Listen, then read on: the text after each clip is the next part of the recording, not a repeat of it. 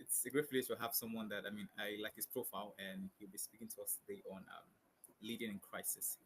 And it's the fact that he's a Nigerian, he understands what it feels like, to be from Nigeria and be a Nigerian. So, without wasting too much of our time, we're going to go straight to the section and then let Mr. Mayowa introduce himself, and then he will begin from there. Thank you so much, sir. You're welcome. Thank you so much, very cool, and of course to the entire district leadership team. First, I'm privileged to be here. I'm Nigeria by blood. In fact, my last name is Nigeria. um, yeah, for me, over the years, I've been passionate about youth development, capacity building for younger people. As a matter of fact, I believe that this is the ministry that God has called me to raise a generation of people who can be influential in business and in ministry, right? Because, of course, part of the things we're going to be looking at is how these young people can become a voice, that echoes that change, that transformation that we want, right? And leadership is about leading by example. It's about showing things. It's about making things happen. And this is what I've been doing over the years in my businesses, in my non-for-profit. I try to reach out to young people to empower them as much as I can. And yeah. Thank you so much, Mr. Waiwa, and we're really grateful. So, without wasting too much time, we wanted to briefly talk about, what it feels like to lead in crisis, and what does it really mean to actually lead in crisis.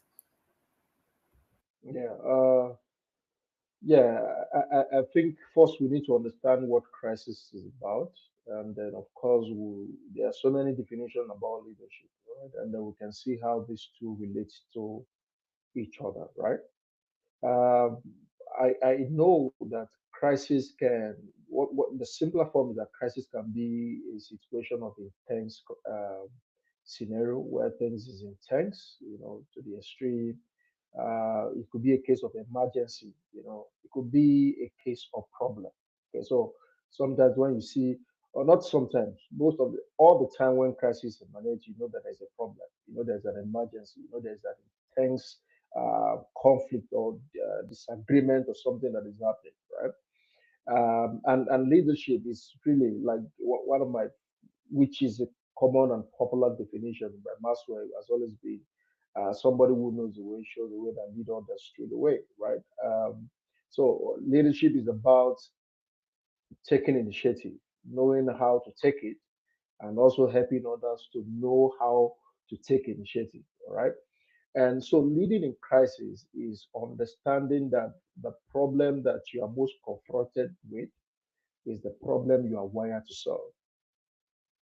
Okay, I'll check that again. The problem that you are confronted with is a problem you are wired to solve. In other words, the crisis that you think is a crisis because you have been strategically positioned to provide solution.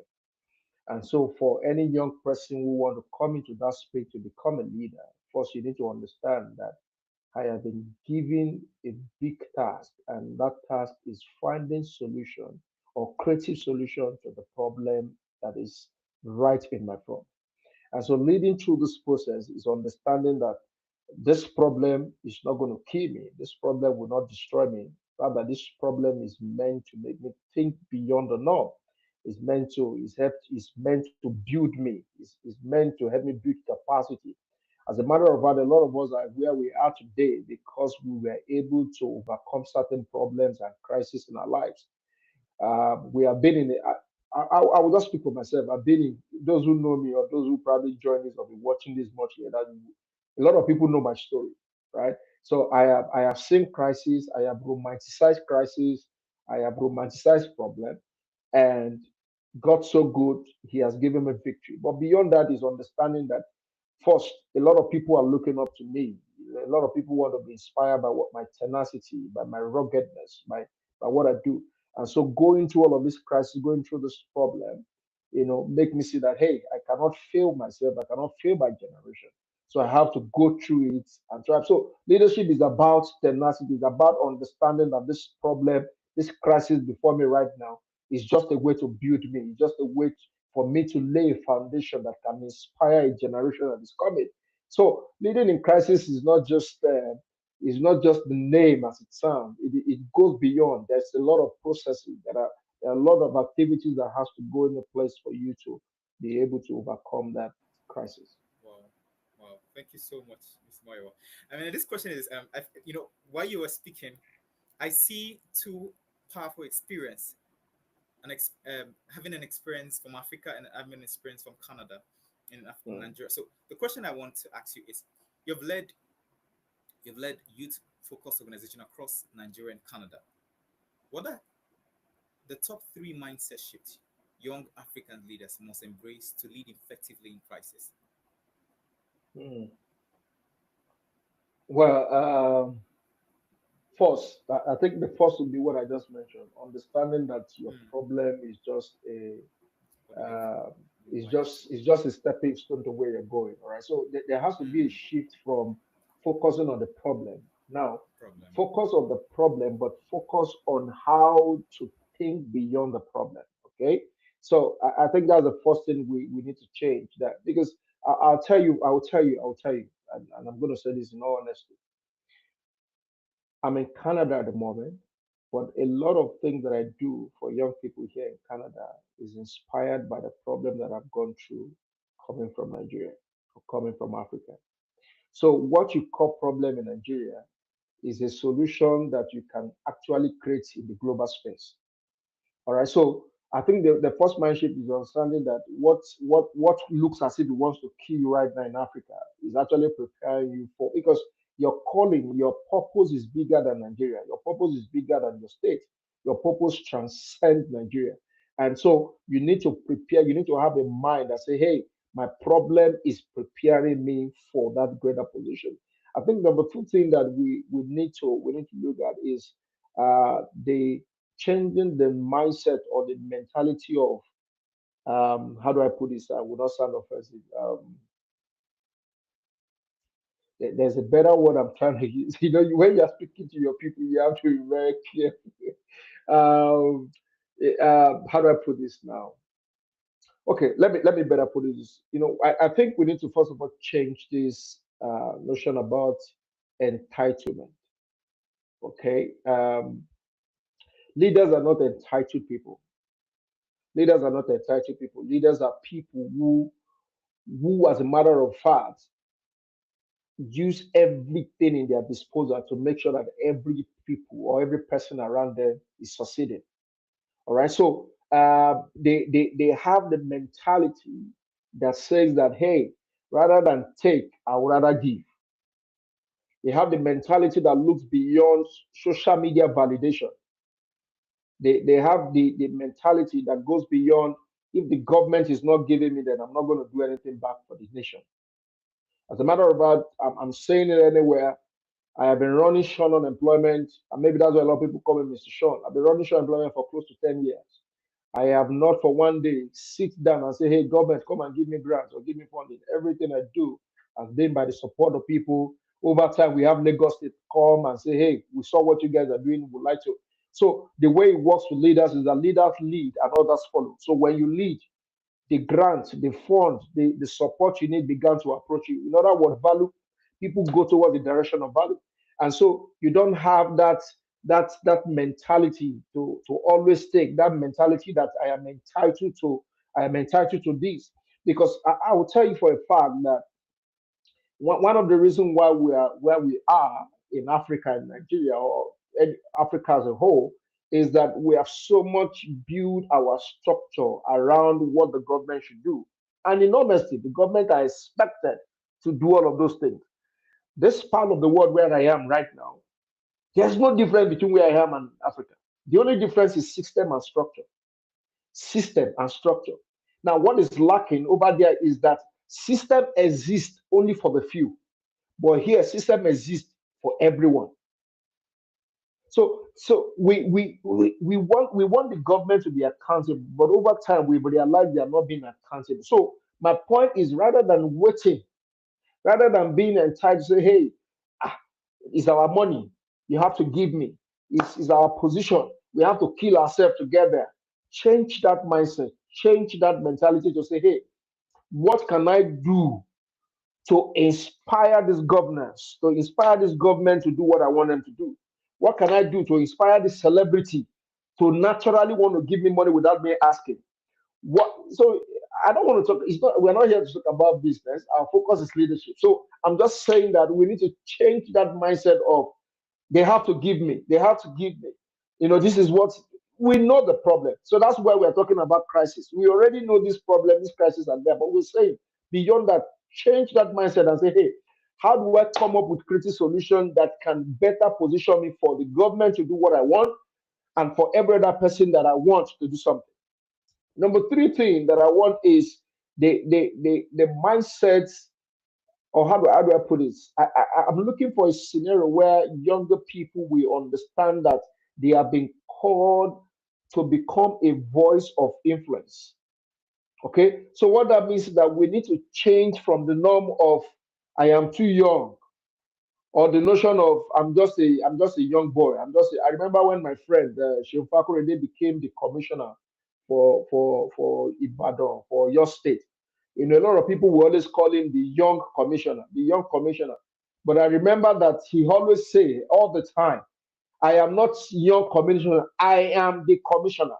There is difference between young commissioner. See, people can only call you young, especially when they want to limit your capacity and capability. That's when they give you the title of young. But being capable, being able to dispense value has nothing to do with age. So take your mind, take your notion away from the fact that I am too young to succeed. I am too young to be the president of Nigeria. I am too young to be the governor of Lagos State. I am too young. I am too young to be the leader that leads my state. I am too young to raise a generation of people that will be influentials across the globe. You are not too young for anything. As a matter of fact, over here, I have seen young people who are doing things at the age of 18 years old here, at the age of 26, at the age of 25. Brilliant young people who are doing amazing stuff. So age is not a restriction to what you can do. Age is not a restriction to what you can lead. As a matter of fact, young people, you have everything in your disposal to come out of crisis. You have everything in your disposal to be that leader that the world needs to see. Yeah.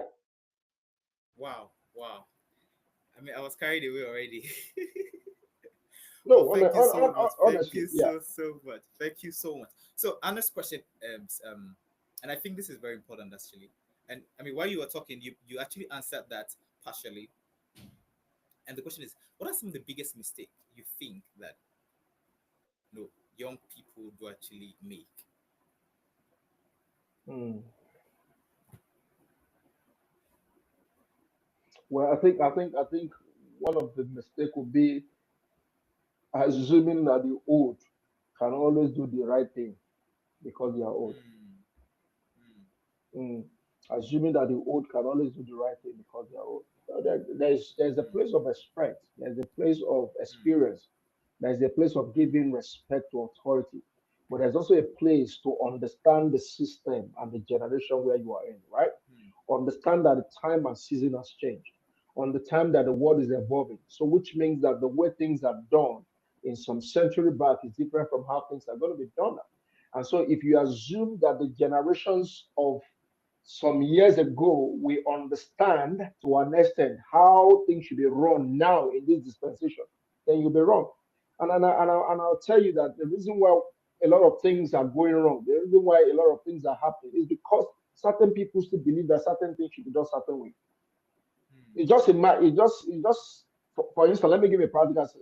Imagine that you want to have this interview session. We want to have this discussion on leadership, on leading in crisis.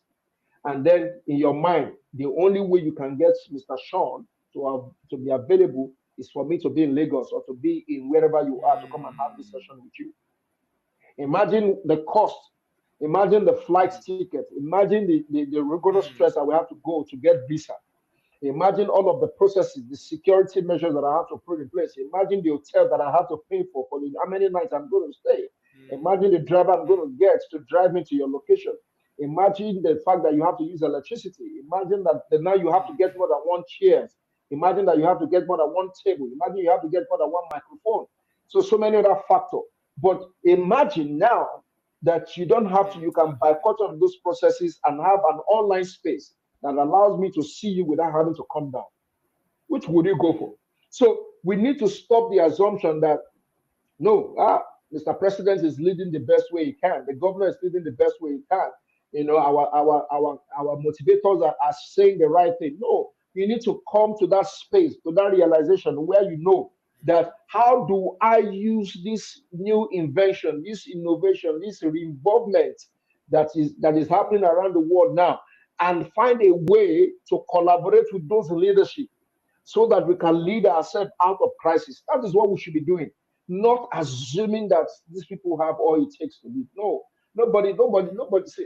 Let me tell you, leadership. There's been a debate over the year that is leadership board, a leaders board, or a leaders race, or a leaders strength. There's been so many debates, there's so many discussions around it.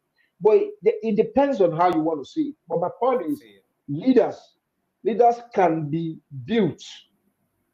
Leaders can be inborn. Leaders can be. I'm writing a new book now, and I tell you that one of the things I just recently wrote in part of the chapter of the book is that a lot of people, it's just what I'm saying. A lot of people are assuming that the way out of the problem is leaving it in the hand of certain people. But unfortunately, you don't know that there are certain people who are in leadership position not because they actually want to lead in the real sense of it. They are there because they want to lead themselves out of their selfish interest. So you need to understand that, hey, if I have seen the pattern and traces of how this person is leading, the question is, what do I need to do? How do I position myself to become that voice of leadership, that voice that can change and take people out of problem. So don't just assume that those who are there are the best to do it. You can also do it. You can Wow, also do it. wow, wow. Thank you so much. So when I went to your profile, I mean, this, we saw a whole lot that you have to start. And I think that this is my idea about people who, do a whole lot. And I think it doesn't come from this a place of, probably earning from it. It comes from a place of discipline, a place of, resilience, where you've seen something for you to really want to stay consistent. So the question is, how do you personally stay grounded and focus while managing so many impactful projects and ventures at once? Mm. Well, if there's something that my wife will always say that, hey, guy, you're doing a lot. You're doing a lot. I remember coming to my wife some months ago and say, hey, I have another idea. Anytime I say, babe, I have something to share, she say, you've come again with another idea. I shared an idea with her about a month ago, and then in less than 2 weeks again, I came back with another idea. The truth is, I believe that any younger person or any young this generation, you cannot be too tired of coming up with innovations. You cannot be too tired of doing things that you feel will change the world for the better. As a matter of fact, our mind is so loaded, our mind is so filled with brilliant, innovative, creative ideas. That's why we have creative abilities, right? So our mind is so filled. So you cannot be. So the fact that you came up with the idea of how to solve the financial gap between the old and new does not mean that in the next 2 days you will still not come up with the idea on how to solve the financial crisis between young people. You must keep evolving, right? And so to answer your question, the truth is all of these things that I do, I still feel they are still not enough because I feel that I need to reach out to people in the financial sector. I need to reach out to people in the real estate sector. I need to reach out to the people in the spiritual sector. I need to reach out to the people in government. I need to reach out to people in policy making. And so, because I want to, okay, let me be a little bit deeper. There's also what we call the seven mountains of influence. Okay. And as a leader, this is something you have to know. Seven mountains of influence. Part of it is entertainment and art. Part of it is religion. Part of it is family. Part of it is education. Part of it is governance. Now, everything that happens to me as a young person, everything that happens to you, Miracle, and every other person who's going to be seeing this much later, is influenced by certain people who are in the realm of these mountains. So, which means that there are certain people in the realms of government and policy that control why this riverside things should work the way it works. There are certain people that controls how family structures. If you know now the world is changing, but people have begun to see that man and man, there is nothing wrong. When people have begun to say woman and woman, there is nothing wrong. When people have begun to say that you can adopt a dog as your child, there are people who are sanctioning or endorsing these policies. Why? Because they have the influence. It is easier for me to tell you that miracle. I want you, I want you to be barking like a dog if you respect me. It is easier for me to tell you that miracle. I want you to open a business tomorrow if you believe that I have what it takes to make your business succeed. So, which means that if you want to lead out of crisis in all of these sectors that I've mentioned, you've got to rebuild yourself to a level where you become a voice of influence in that mountain. You have to be a voice where the president have to call you and say, "Hey, what do you think before I release this policy?" Maybe you don't know. There are certain people in Nigeria that the president make this calls to. Before they do any policy that we have affect certain business, they will call them. There are certain people in the global space in the media. That's why when Trump administration was going to come in, a lot of people were saying, "Why are you putting Elon Musk in your administration? Why are you putting him as part of the cabinet?" Only the man understands. So you need to build yourself as a young person to be able to take influence. Become that person that when you speak about faith, people will listen to you. When you speak about governance, they will listen to you. But my generation are just busy on social media. My generation are busy making TikTok videos. My generation are busy jumping on trend, getting out. I need 100 people to dance to my new video and I'm going to give them 1 million naira. That is what my generation is doing. They are not thinking of creating a platform that others can dance on. They are not thinking. So for me, all of the things I do is to become a voice. I want to become a voice in the financial sector. I want to be a voice in the real estate sector. I want to be a voice. As a matter of fact, I think to an extent I give God praise that I'm building myself. I'm already building myself in the point where when it comes to youth across the globe, you should be mentioning me when you want to talk about you, when you feel that you need somebody to talk to the youth. Because I believe that I have strategically positioned myself to say this is the only place I want to face raising younger people who can be influential. That is my calling. I'm not anything you see me do, any business is centered around this calling. Raising younger people who be influential in ministry and business. That is, I'm not trying to be any other thing else, but that is it. And so if I build a real estate to follow, of course, it's centered around employing young people who will come into the real estate sector and say, "Hey, in the next 2 years, I don't want you to be an employer with me for two. As a matter of fact, in the next 2 years, go and start your own real estate business. If you are coming into my ministry, I want you to also think about, can God call me to go into this?" So these are the things that we began to see. These are the things that youth began to put themselves. So you cannot be tired. You cannot be, you will be grounded because you know that no matter how busy these ideas and everything are, you know where you are going. You want to become a voice to influence because certain people are influencing you. I'm raising my child in this part of the world, in a part of the world where there is nothing wrong about having a male and a male. There is nothing wrong about having a female and a female. So imagine if I don't have that voice to also contribute to the policies. So I need to be able to contribute to the policy to say no. The policy should be a male and a female. The policy should be that a male should use a male toilet, a female should use a female toilet. So, but if you don't have that voice, who will listen to you? So keep building and stay grounded. Wow. Wow. I mean, this section is really getting interesting. It's looking like I said we have to extend the time, but because we know that you guys like to, watch after this section, so we're not going to extend, but we're going to try and, keep the time. So, and we're going to ask really practical questions right now. And I mean, I think you've answered some of them along the line. In your view, what's missing in our African currently trains and groom its young leaders? And how do you think, we can fix some of it or fix it as a whole? Well, I think Miracle, if you don't mind, I'd like you to take that question back again. I lost you at Okay. some point. Okay. Yeah. So the question is, in your view, what do you think is missing in how Africa currently Mm. trains or grooms its young people, its young leaders? And how do you think we can fix some of what is missing or what is really missing as a whole? How can we fix it? and if there is something mm, really missing in how Africa really trains its young people. mm. So I think the first question I'll put back to you is that do you think that Africa is just training its young people? I think that's the Honestly first speaking. question.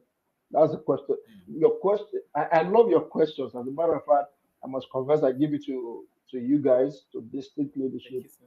I've Thank you. been I've appeared on a couple of platforms to talk, and I can tell you that you are asking the right question, and that's why I'm Thank you also so much. asking you back that you think Africa is actually training these young people.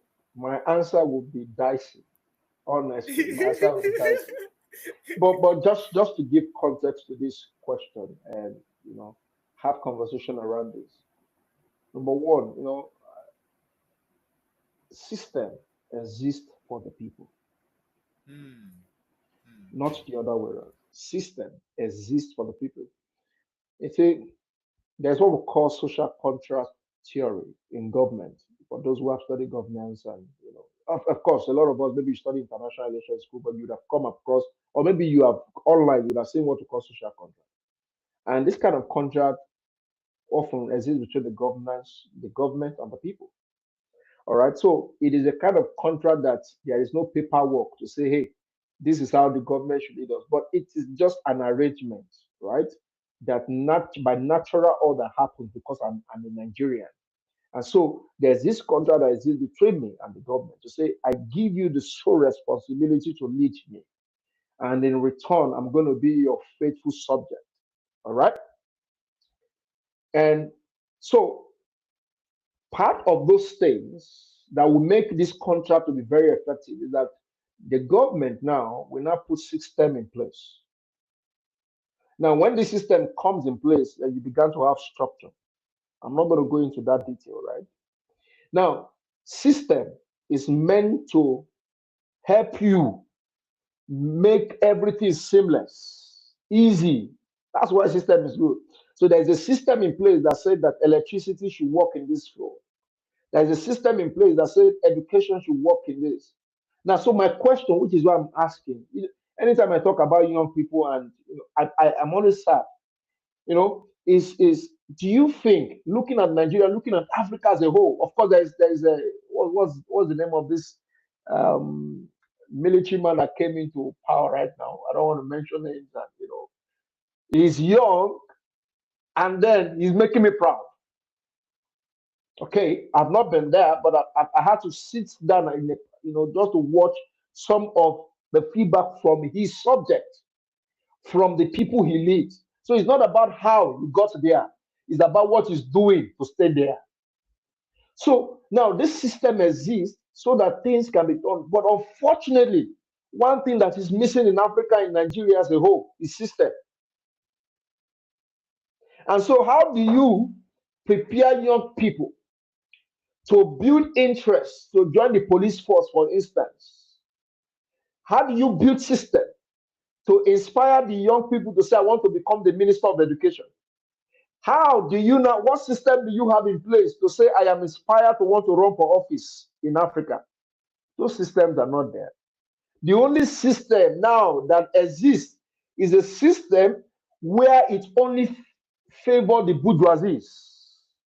And there's what we call the circles of the bourgeoisie, which means that the only young people that are benefiting from the system that has been created by a selected few is a system that benefits the younger people that is connected to those people in leadership. So, which means that the people who have interest in politics, the people who have interest in finance, the people who have interest in governance are people that are either children of the people in these places. People like me and you are discouraged. Why? Because the system has not been designed in such a way that it will favor me to want to step into that position of leadership. So if you're asking me, so that's why I said that this question is something that we can sit on if I want to be going. But one thing I just want you to put in mind is system. System. Hmm, I'm telling you, I'm here, and and that's why jokingly I used to tell my wife that very soon, I'm going to be in town, right? And I'm telling my wife that I don't think I can be, my life can be the same. And if I have to go to Nigeria to do anything, it cannot be the same because now, when I was in Nigeria, I'm always ask when my friends come, I always ask why are they behaving this way. But I understand now. There is no way, Miracle, I'm telling you, there's no way you come to this part of the world. In fact, not about we have Africa has so many things that these countries don't have here. But the only thing that makes us think as if their system is better than us is because they created a system that has now made structure to look, oh God, they build a system that has now made structure to be very attractive. But in our own case, we don't have those systems. Systems are not in place. I saw a video where a particular part of the executive arm that is in charge of education that was supposed to help the students who are writing JAMB came and announced that JAMB, the students that participated in this JAMB failed woefully. Hold that thought, they failed woefully. Then when they saw that this generation is already woke up, so a lot of people were not giving them back to back on social media. They came back about 2 weeks after, and somebody was crying on national TV, my God, to say that it was an error that was not even an error in the first place. But because I am in my nature of job is advertising and public relations, so I can tell you that's what we call damage control. There's what we call crisis management. And so part of the structure of the publicist, if I'm being employed, is to tell them to come and cry and to say yes, there was a glitch in their system. But the question is, was there really a glitch in your system? And if there was a glitch, why did you come to have almost thousands or millions of students take part in an examination that you have not structurally put the system that will make that exam seamless? This is what I'm talking about. Will you be inspired to want to be the chairman that leads that? So the system is not encouraging. But my point, that's why I started by saying that this problem exists so that you can solve it. So when you see it, your job is not to complain about it. Your job is how do I rise to that mountain of influence to be able to change these people, change this narrative. So system is missing. Wow, wow. The question was answered by a question. Wow, Yeah, wow. Thank you so much. Thank you so much, Sumayawa. Honestly, I feel we might have to have another section where we still have more questions, but we have one last one, which I believe we're going to end this because we're behind time. But I hope that we could still have another session again where we address some other questions, and I absolutely. believe that would really help young people with understanding. And the last question, which is, if you had 3 minutes or 2 minutes to challenge every young African leader, what would you ask them to start doing today, and what should they stop? First, change your mindset. Every young person should change their mindset. See the problem that is confronting you now as one of the most Mm, important um, things that you can ever see. In fact, be happy when you see problem because it is preparing you for something glorious. It is preparing you for something great. And I believe that this generation is so loaded. We have capability. We are capable. We are not redundant. We are not useless. We are not lazy. I believe we have a lot of things that is embedded in us. But it is not just about knowing that you carry it. It's about acting on what you carry. As a matter of fact, you are most satisfied by what you carry in the inside. What that means is that you are most validated. People see you as a person of value. Because in as much as your physical appearance may not tell it, but there is something that you do that others sees and say this guy has what it takes. And so I'm challenging every young person, right? That you have it inside of you. If you believe that you can change the political sector, if you believe you can change the educational sector, if you believe that you can change the technological sector, if you believe you can change the family sector, if you believe that you are not comfortable without faith-based religion, institutions are being run, then it means that there is something inside of you telling you that that is where you should be headed. mm, People are always asking me, how do I know my purpose? Your purpose is simple. You are most troubled by what gets you. You are most troubled by what by mm, what by what by what. See, when you are troubled about something, it is an indicator that you should focus there. So I have mastered my art to a level to know that anytime I see something and I am troubled about it, I no longer think about should I go or not. No, that is an indicator that God wants me to move in that direction. So you need to be also, young people need to be sensitive to their feelings, be sensitive to Mm. what troubles you. Be sensitive, be sensitive. So know what exactly is getting you to have sleepless night. Know what exactly is anytime I'm with my friends like Miracle or with any other Mm. person, the only thing they hear me talk about is youth, youth, youth. You don't need a magician, you don't need a prophet to tell you that come on, do something, create a funnel, create a business around empowering younger people. So look at Miracle has been doing this for a long time. And as a matter of fact, I see what you're doing going places. But it starts with one day. You are not comfortable. It always starts with a day when you are not Mm. comfortable with how leadership is being run or what. There is something that inspired you, Miracle, to start what you are doing right now. There is something that inspired me. As a matter of fact, let me tell you, short unemployment, I believe that the idea of short employment was divine. But beyond that, is that there was a time I started a magazine in Lagos as far back as 2000 and 2013. I started a big magazine. It's called Beast Platform. You know, shout out to Kuwait, the comedian, and a couple of other people who came in, you know, and supported, gave me their pictures. You know, it was just a magazine to advertise for people, right? But here is the thing. I now felt the magazine was growing, and I felt I needed to employ more hands to come join me in the marketing. And then I realized that people who came to submit their CV were people who have graduated like 10 years before me. People who came to look for job were people like who have graduated like some years ago. And right there, it struck me that no, we have to shun unemployment. So, which means that for 10 years after graduation, this brother or this sister has not gotten a job. And a lot of people think that the only way out of unemployment is white collar employment. I know we're not talking about employment, but let me just put it. Well, a lot of us have not had. It was when I got to this country that I understand that you have to look for job. Even at that, I still created my business here. My point is, I have never for once submitted CV anywhere, and I'm surviving. Not just surviving. I am doing. I bless God.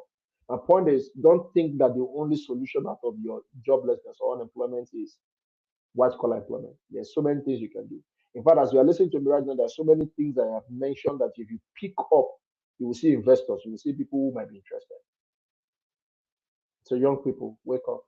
You are most confronted with the problem you are wired to solve. Wow, wow, wow, wow. This is a very, very interesting section. And then for those who are going to be watching this later on, I really want you to actually, watch this and ensure you finish it. Thank you so much, Mr. Muyo. I am really grateful, really, really grateful for making this possible.